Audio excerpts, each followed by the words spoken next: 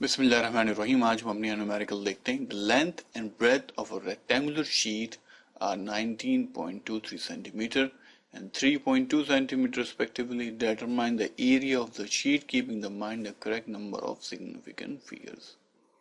उम्मीद है आपने से पहले का लेक्चर सिग्निफिकेंट फिगर्स देख चुके होंगे।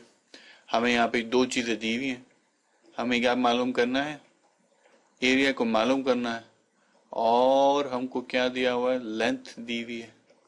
लेंथ है हमारे पास 19.23 सेंटीमीटर और ब्रेथ क्या है हमारे पास, ये 3.2 सेंटीमीटर।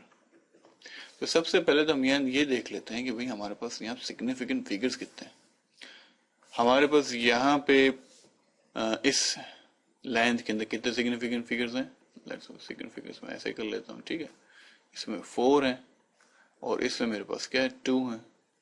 अभी हमने ये रूल क्या पढ़ा, ये रूल हमने ये पढ़ा है कि हम जब कोई चीज को मल्टीप्लाई डिवाइड करते हैं तो वो जो इक्वेशन होती है या वो जो फॉर्मूला होता है उसमें जो एक वेरिएबल है, वेरिएबल किसे कहते हैं, जिसकी वैल्यू आगे पीछे होती है आसान के तौर पर समझने के लिए, तो वो फैक्टर्स जिनको हम मल्टीप्लाई कर रहे हैं। जैसे हमारे पास यहाँ पे एरिया का फॉर्मूला क्या है, लेंथ इनटू ब्रेथ, ठीक है। तो ये दो चीजें ना हमारे पास, ये लेंथ है और ये ब्रेथ है, ठीक है। तो इसके अंदर जो सबसे कम जिसके सिग्निफिकेंट फिगर्स होंगे, जो इस एक्सप्रेशन ब्रेथ 2 के हैं, तो क्या जो हमारा आंसर उसके अंदर भी कितने सिग्निफिकेंट फिगर हो, उसमें भी 2 हो। तो ये असूल क्या, रूल क्या है, रूल ये है कि जब हम कोई दो चीजें या तीन चीजें मल्टीप्लाई कर रहे हैं तो उन तीनों चीजों में जो जिस चीज के सबसे कम सिग्निफिकेंट फिगर्स होंगे, आंसर के भी उतने ही होने चाहिए। आइए अब हम उसको रिजॉल्व कर लेते हैं। आंसर देखते हैं, आंसर क्या है हमारे पास। एरिया क्या है हमारे पास, लेंथ 19.23 मल्टीप्लाई वो 3.2 जो हमारे पास बन गया सेंटीमीटर स्क्वायर, ठीक है।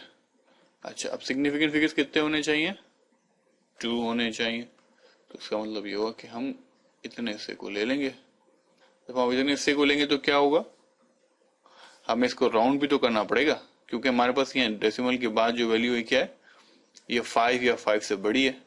तो जब हम इसको अब राउंड कर लेंगे, क्योंकि दो सिग्निफिकेंट डिजिट्स चाहिए हमें, तो ये राउंड होके क्या बन जाएगा, ये 62 बन जाएगा।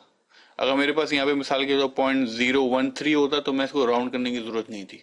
लेकिन जब 5 या 5 से बड़ा होगा डेसिमल के बाद और मुझे उससे पहले के दो सिग्निफिकेंट डिजिट लेने पड़ेंगे, तो फिर मुझे इसको राउंड करना पड़ेगा।